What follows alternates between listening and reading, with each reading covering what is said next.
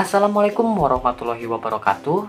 Perkenalkan, nama saya Yusril Ihja Mahendra dari Prodi Pendidikan Teknologi Informasi dengan NIM C19832070019. Saya mahasiswa dari Universitas Muhammadiyah Tasikmalaya.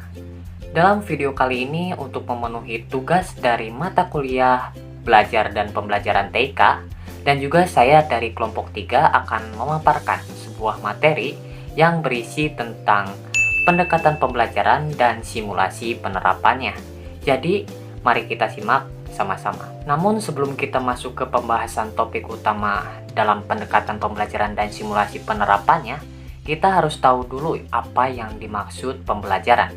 Ya, pembelajaran adalah suatu proses kegiatan yang ditata dan diatur sedemikian rupa dengan didasarkan pada berbagai aspek baik menyangkut konsep dan hakikat pembelajaran maupun ketentuan-ketentuan yuridis formal yang mengatur pelaksanaan pendidikan pada umumnya dan pembelajaran secara lebih khusus tentunya. Secara etimologi, kata pembelajaran adalah terjemahan dari bahasa Inggris yang artinya instruction.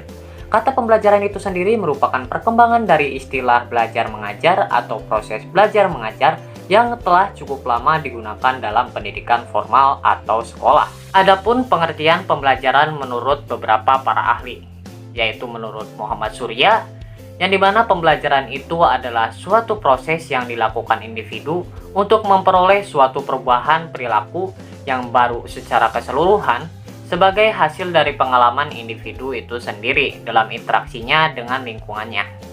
Inti dari pengertian tersebut menjelaskan bahwa belajar adalah proses yang dilakukan secara individu dalam berinteraksi dengan lingkungannya. Lalu apa sih yang dimaksud dengan pendekatan dalam pembelajaran?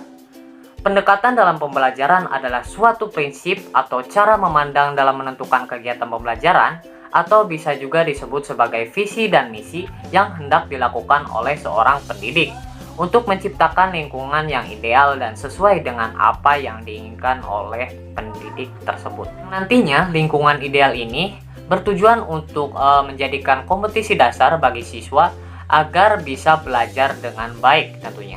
Selain itu, pendekatan pembelajaran memiliki dua klasifikasi umum, diantaranya 1. Student Centered Approach, yang artinya pendekatan pembelajaran itu berpusat pada peserta didik atau siswa. Dan yang kedua ada Teacher Centered Approach, yang artinya pendekatan pembelajaran itu berpusat pada seorang guru atau pendidik.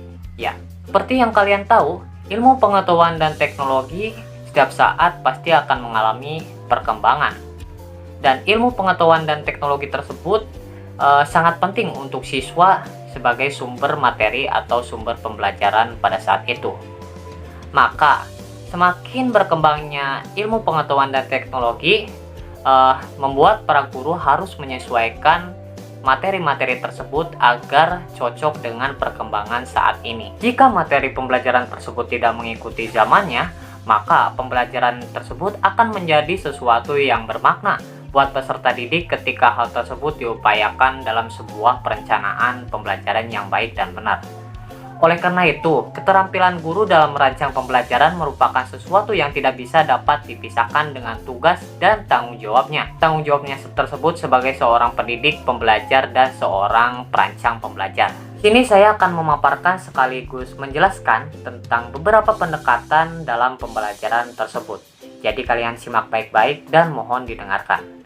Yang pertama, ada pendekatan kontekstual, yang artinya pendekatan tersebut muncul karena inisiatif guru ingin mengembangkan proses pembelajaran yang dihubungkan dengan keadaan sehari-hari siswa tersebut. Dan yang kedua, ada pendekatan konstruktivisme, yang artinya sebuah pendekatan tersebut muncul untuk membangun level kreativitas siswa. Yang ketiga, ada pendekatan deduktif, yaitu sebuah aktivitas penggunaan logika untuk membuat suatu kesimpulan. Dan yang keempat, ada pendekatan induktif, yaitu berpikir dengan karakter khusus. Yang kelima, ada pendekatan konsep, yaitu pendekatan yang membimbing siswanya agar bisa memahami konsep secara mendalam. Yang keenam, ada pendekatan proses. Pendekatan proses adalah aktivitas yang berfokus untuk siswa agar bisa lebih menjiwai proses pembangunan keterampilan tersebut. Yang ketujuh, ada pendekatan open-ended.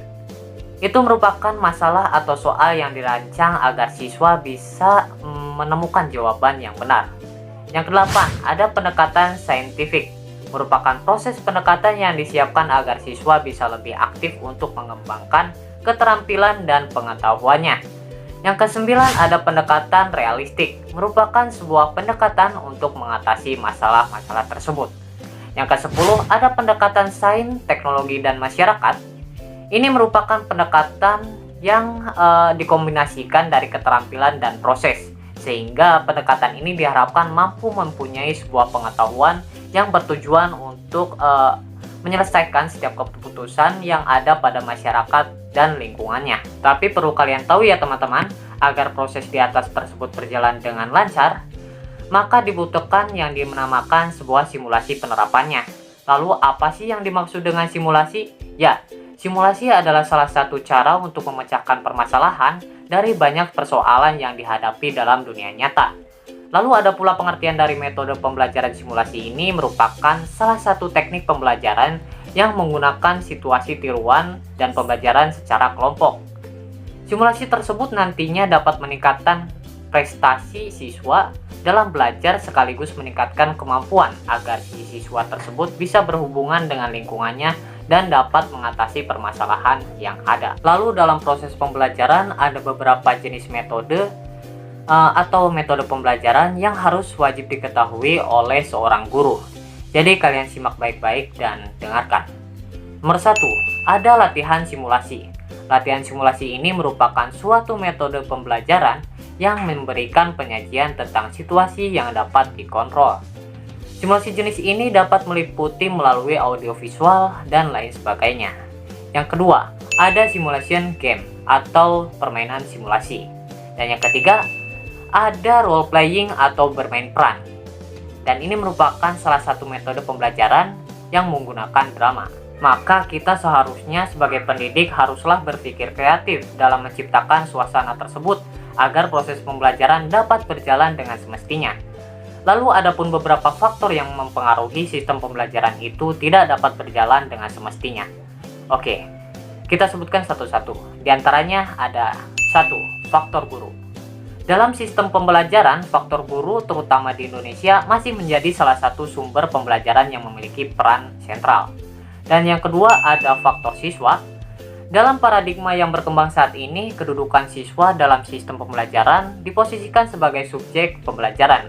Dengan demikian, kedudukan siswa adalah sebagai pelaku pembelajaran yang aktif, bukan sebagai objek yang hanya siap untuk menerima saja. Oleh karena itu, pembelajaran sebagai suatu sistem sangat dipengaruhi oleh sejauh mana aktivitas para siswa memainkan perannya sebagai subjek dan dalam pembelajaran tersebut ya. 3, faktor sarana dan fasilitas. Tersedianya media pembelajaran yang berfungsi sebagai alat untuk membantu kemudahan belajar bagi siswa itu sangat mempengaruhi terhadap sistem pembelajaran tersebut. Dan sebaliknya, jika hanya mengandalkan kepada sumber tertentu yang sangat terbatas, maka akan banyak sekali ketinggalan dan tidak akan mendapatkan hasil belajar yang sangat maksimal. Dan yang keempat, faktor lingkungan. Faktor lingkungan secara nyata dapat disaksikan secara bersama bahwa lingkungan itu secara langsung selalu menjadi bagian yang tak terpisahkan dari proses pembelajaran. Proses pembelajaran lingkungan yang dimaksud ini adalah pembelajaran fisik atau kelas. Mengingat kelas sebagai salah satu lingkungan fisik yang senantiasa dijadikan proses pembelajaran, maka pengelolaan kelas yang baik akan menjadi salah satu faktor pemacu dan pemicu proses pembelajaran tersebut. Oleh karena itu, keterampilan mengelola kelas termasuk salah satu keterampilan dasar yang harus dimiliki oleh seorang guru tersebut. Oke teman-teman, mungkin itu saja untuk pembahasan kali ini dari saya. Semoga materi yang sudah saya paparkan tadi bisa dipahami dengan baik oleh kalian semua dan dapat berguna untuk kita semua juga. Amin ya rabbal alamin. Oke, mohon maaf jika ada kesalahan dalam pemaparan materi tersebut dan mohon maaf jika ada salah kata dalam pemaparan materi tadi. Dan mungkin sekian, wabillahi taufiq wal hidayah. Wassalamualaikum warahmatullahi wabarakatuh.